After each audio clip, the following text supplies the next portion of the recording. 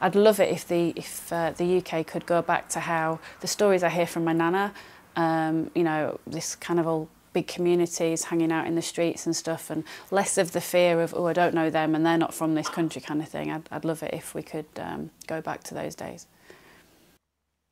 So we just get, you know, it's nice to read those because I never saw that until we read it back in. Det är fortfarande cirka 10% som inte har bestämt sig hur de ska rösta den 23 juni då Storbritannien går till folkomröstning om huruvida landet ska stanna kvar i EU eller inte. De kommer förmodligen att avgöra valet.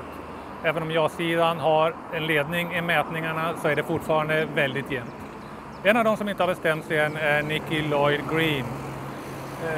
Hon är ensamstående förälder, lik 2 miljoner andra britter, och kan se både fördelar och nackdelar med att Storbritannien stannar kvar i EU.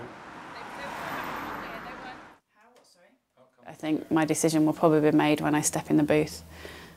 One of the big parts is it's the fear of the unknown. Is it better to stay and deal with what we've got now rather than change things and have a whole heap of problems that we have no idea how to deal with? That's probably the biggest one. And I do admit, from a selfish perspective, I enjoy the freedom that it allows for me and my daughter to travel in and around Europe. And longer term, when my daughter's old enough, if she wants to go and study abroad, etc., then I would like her to have that opportunity. I think it's an exciting thing to do. I mean, I guess, and the argument that they're pretty much using on the TV is a big part of it is immigration. Although I must admit, I like the fact that we have a lot of people coming into the country. I think it's more about recognising that there is a current strain on the country and how best we manage it, whilst also plugging the gaps, say, in things like doctors and things like that, you know, where we need other people from outside the country. So we have conversations about it, and I think we're all in the same boat, really. We don't know whether it would be a good thing or not to stay or leave.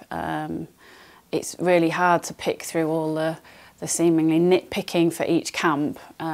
They're showing us all the negatives of, you know, the other side, but they're not showing us what the EU brings us now and what we'd lose if we were to leave.